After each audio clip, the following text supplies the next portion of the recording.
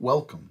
What we have here is an introduction to the flipped classroom approach to learning.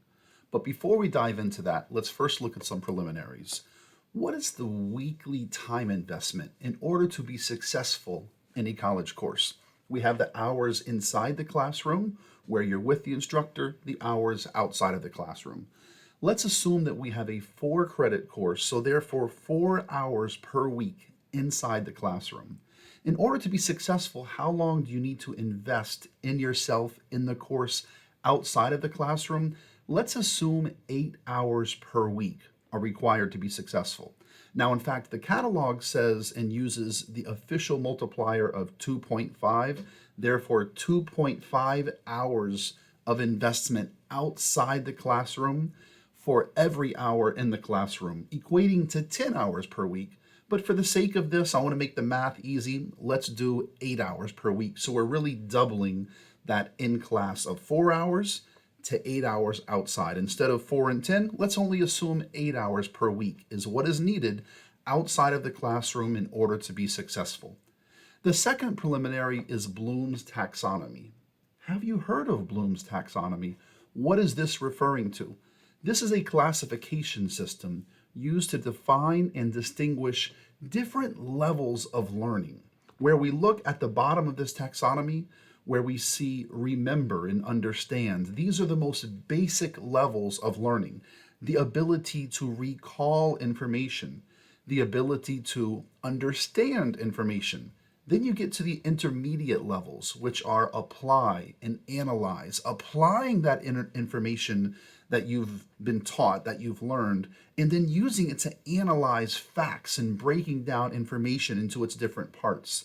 And the highest levels of learning are when you're then evaluating and even creating parts from all of this that you've learned. We also talk about the final preliminary, which is passive learning versus active learning. Passive learning is the easier part, if you will. Listening, observing, memorizing. This is really focusing on the lower levels of Bloom's taxonomy. The recall, that ability to remember information and understand it. Active learning now we're focused at the higher levels of Bloom's taxonomy. This is the active participation, critical thinking, and problem solving. So a point of discussion, and just reflect on this. Which is more difficult for you as a learner? Passive learning or active learning? Most would agree that in almost any field, the passive learning, that's the part that's a bit more palatable.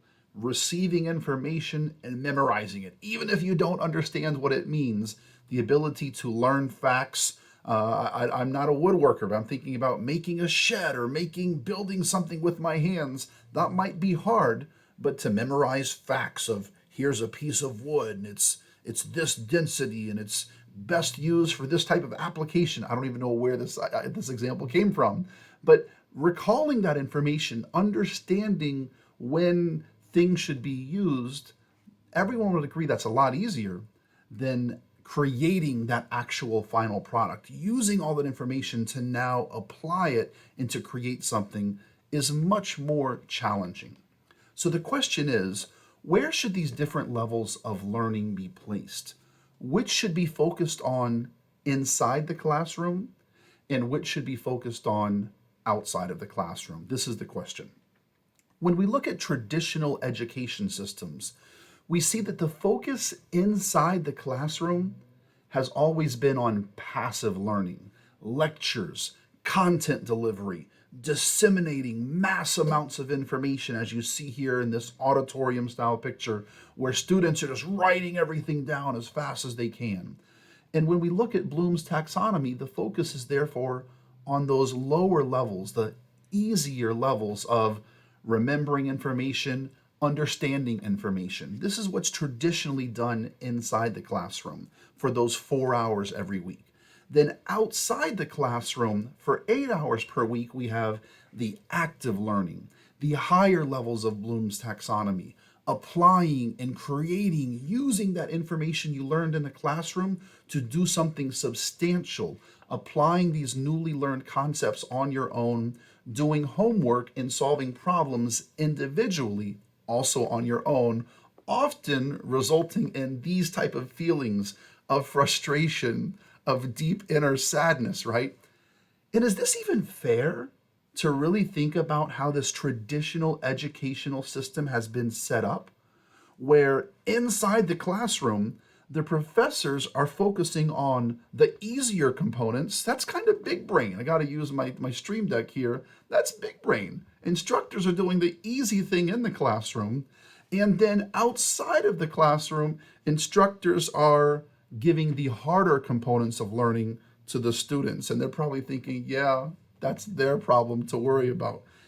This is not really even fair for students, many would argue, but this is the traditional model.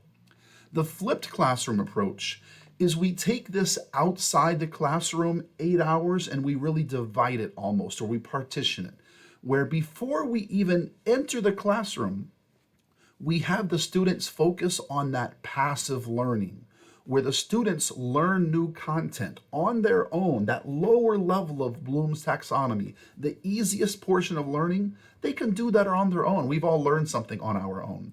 So outside the classroom, before coming to class, students learn on their own via videos, via recordings their instructors and faculty and professors have made. And they even try to understand that, not just recall facts and remember information, but understand it. Worst scenario, they don't. They pause, they rewind, they listen again. Maybe they write down a question so they can ask their professor inside the classroom, which now brings us to inside the classroom, faculty now focus on that active learning, the higher tiers of Bloom's taxonomy, where students are now actually applying that knowledge and creating solutions, solving problems. And this is much more challenging. So maybe the professor's like, wait, I didn't sign up for this. Where's the easy thing I was doing before of just lecturing so students can just write down information? Why are we doing the harder thing in the classroom? Because it's more meaningful and valuable to students. And then outside the classroom, the other set of hours, we said we partitioned this outside the classroom work. Well, the remainder of that outside of the classroom work is now used to continue solving the homework. But now students are better equipped due to the assistance they were given in class. This is the bird's eye view, or the trailer of what is the flipped classroom approach. Who uses this approach? There's some small institutions, I say that sarcastically, that you've maybe never heard of. Here's just a sample listing. Stanford, Harvard, UC Berkeley, and the list goes on and on. This is the model that really most benefits learners. And there's many advantages. Main advantage, passive learning moves to outside the classroom. We're no longer wasting class time on the lower levels of Bloom's taxonomy. You should not be going to an institution of higher learning and having your professor effectively read to you the book, right? What a disaster. Why are we paying for that? And having professors read to us the book, we can do that on our own. But inside the classroom, we want to do something more meaningful. So when we move passive learning to outside the classroom, students now learn this new material via video lessons. This is done before class and in the comfort of their own dorm or in the comfort of their own home. Students can learn at their own pace. Students can pause and rewind as needed.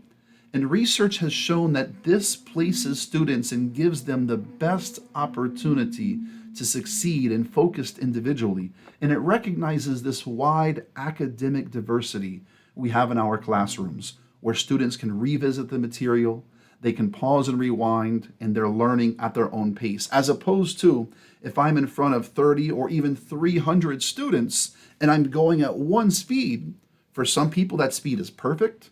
For others, a minority, it might be too slow and they wish I would speed up. For others, still a minority, that speed might be too fast. And even if they tried to pay attention, they missed out and they leave that lecture feeling lost. When we move the passive learning to outside the classroom, everyone can now learn at their own pace. And the value as well is the active learning now takes place inside the classroom, where you have access to your instructor. Class time is now much more valuable. Students come in prepared, ready to contribute. Class time is enriched as a result of this. Professors now focus on the higher levels of Bloom's taxonomy, focusing on the application of this knowledge, the creation of new things with this knowledge. How is class time used traditionally with this flipped approach? Problem solving sessions, maybe solving homework, having access, quick, easy access to your professor while you're then solving that homework. Students will often work together in groups to solve a variety of problems related to those videos that they most recently consumed and learned on their own. This benefits advanced learners because now they're in a position to perhaps help their team members, and it also benefits those less advanced, those people who are struggling and needed some additional assistance. To be able to work on your homework in groups with your peers and with the assistance of your faculty members is huge. Advantage number 3, instructors can now be more equitable with students. Think about that. Traditionally, in a lecture setting, who are the instructors usually engaging with?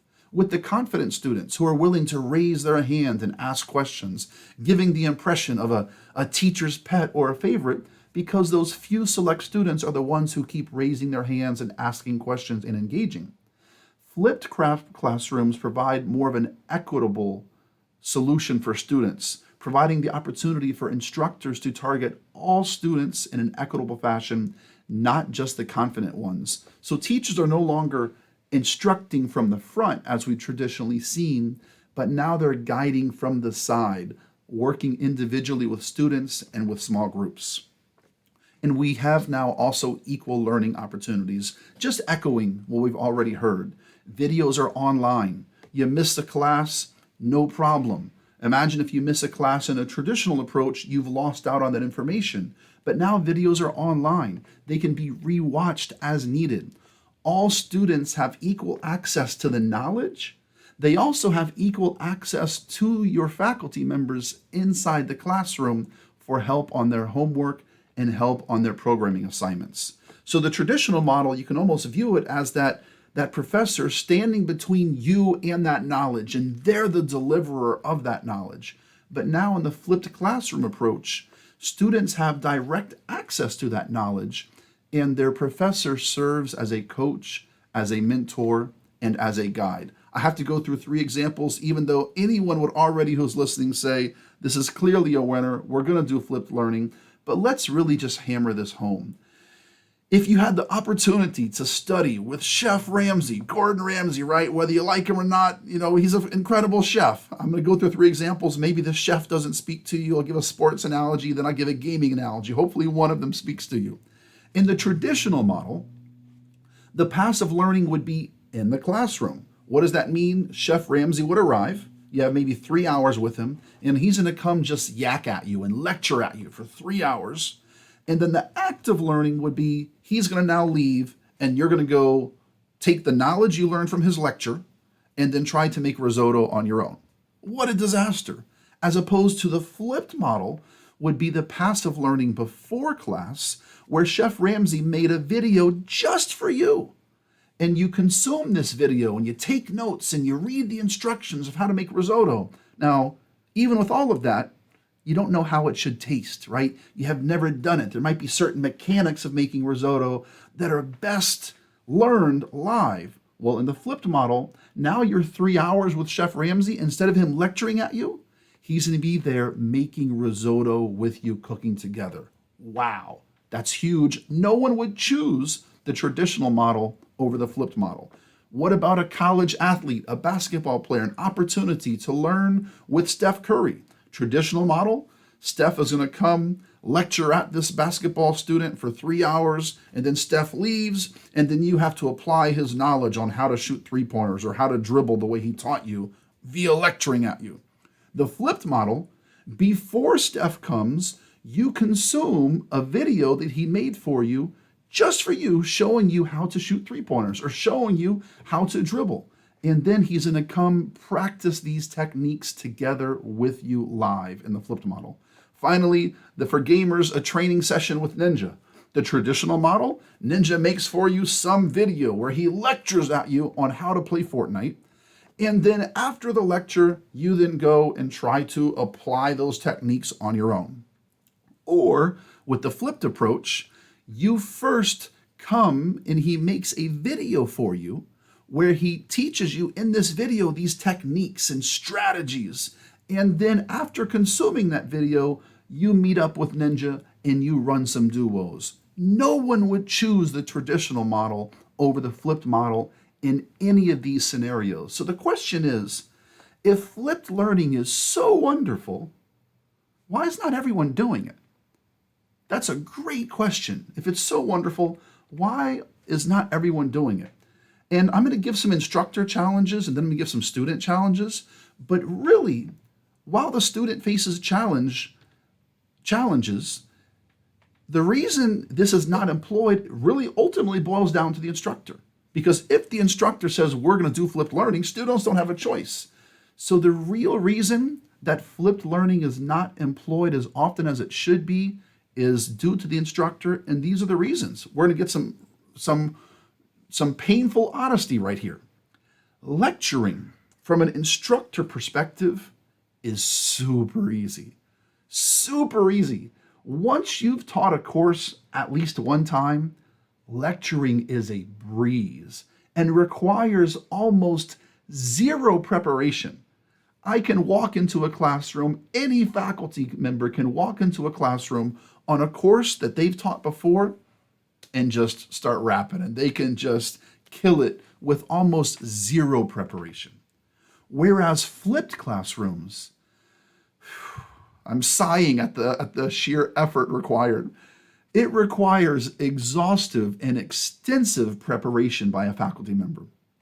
You have to make high quality lectures. Not all lectures, this isn't the best quality, but trying to make it look relatively professional. You have to make these high quality lectures. You then have to go edit these videos. Then if you really want to do it well and confirm your students are consuming this content before class, you have to go make quizzes that are associated with these lectures. This is all work I would not have done on a traditional model. So after all that work is done, before class, which I would have had nothing to do before class, now I have to reformulate the actual class sessions that are no longer just lectures. I have to reformulate them into problem-solving sessions. It's a lot of work. It is exhaustive and extensive preparation is required. And this, in short, is why many faculty members, although they know flipped learning is the correct approach, this is the reason why many do not employ it due to the prohibitive time investment. Thankfully, I'm at an institution where we have been afforded opportunities over the summers to flip our classes, to reformulate our courses, so then come the fall semester, come the spring semester, we've already invested most of that time into the creation of this content, so then we can just out the gate start running and be successful with this flipped model. But those are the main reasons why it's not employed from an instructor perspective. Student challenges, human nature. I'm stubborn. We're all stubborn. We're resistant to change. Even when the data and personal experience clearly demonstrates that flipped classrooms are more effective, clearly demonstrates that all of us would have chosen to work with Chef Ramsay to make risotto live, to be dribbling with Steph live, to playing the running duos with Ninja live, we would have chosen flipped models in every aspect of our life. But what is the challenge from a student perspective? It requires major accountability, major responsibility for your own education. And I have a quotation shown here. Does anyone remember where this came from? Students, at your opening convocation here, when you're joining the student body at Florida Southern, all have to recite this pledge. And I had 4 bullet points, and this is the 4th bullet point. I acknowledge that I am the one most responsible for my own education.